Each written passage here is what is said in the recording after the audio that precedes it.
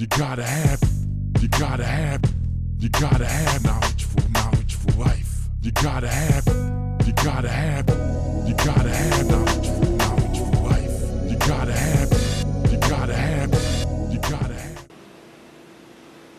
And you see, it is difficult to self-destruct when you know who you are. That's right. You see, I know who you are. I know that we are the children of the slaves that would not die. That we have the genetic encoding of the great kings and queens of Africa. We have the genetic stock of the world's first great mathematicians and engineers and scientists, that we were building pyramids and solving complex engineering problems when other cultures were living in huts, eating each other. We are an awesome people. And in spite of the fact that a country kept their foot on our throat for 350 years, we still rose like the phoenix. We are an awesome people. And when you know that, you will not self-destruct.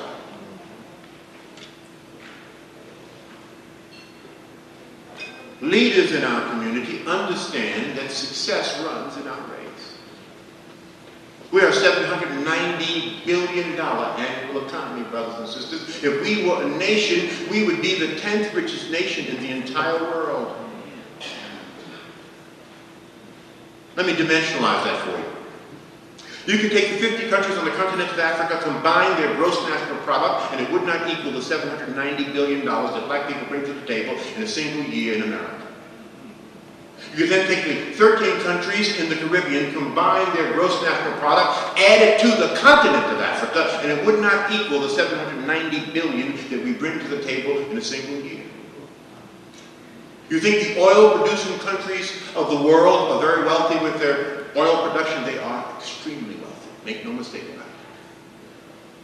But you can combine the production of all the oil-producing countries in the entire world, and it would not equal the $790 billion that we bring to the table in a single year. You want to know what that number is, by the way? According to the New York Times last Sunday, $750 billion. That's what all oil-producing countries in the world produce in oil. We are wealthy people. But we know at this moment in time that less than 5% of our dollars are recycled back into our community. And we know that we are some of America's most conspicuous consumers. That we have taken the art of consumption to a whole new level.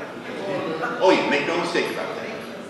But we also know that to close the wealth gap in America, to develop economically as a people, that we must focus on production through business development in the context of our community. Why? Because ultimate freedom and independence is founded on wealth and on production, upon the creation of employment, upon the creation of labor, and the creation of products for our own consumption. When we look at the world today, brothers and sisters, we will see that powerful nations and powerful people are producing people. They're not just consuming people. As I've often said in my many talks around the country, you cannot consume yourself into equality.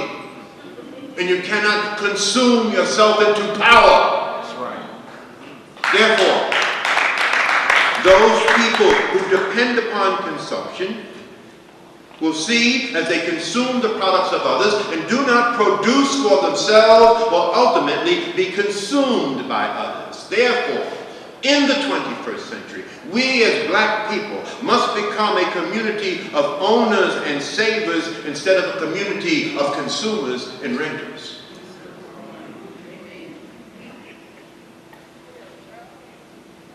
Success runs in our race. We have awesome tools to work with. Over the last 40 years, baby boomers from just my generation alone, I'm 61 years old, I know I look 35 or 40. Yes, but you know black don't crack. But just the last 40 years alone, black people from just my generation alone have amassed over $500 billion hours of formal education and professional training from just one generation alone. If you wanted to put a dollar value on that, that means that our collective intellectual capital base from just one generation alone is worth in excess of $5 trillion. From just one generation alone, we have surpassed W.E.B. Du Bois' dream. Remember his dream of the talented 10th? If at least 10% of black people could get the finest education possible, he meant a college education, they would then get that education, they would then come back to the community, they would invest in the community, and that 10% alone would uplift the entire race. That was his dream, but we have surpassed his dream. Nearly 17% of black people in America have at least a 4-year college degree or better. So we have surpassed Du Bois' dream by 70%. Let me say that another way. We have a lot of PhDs in our community. We now need some PhDs.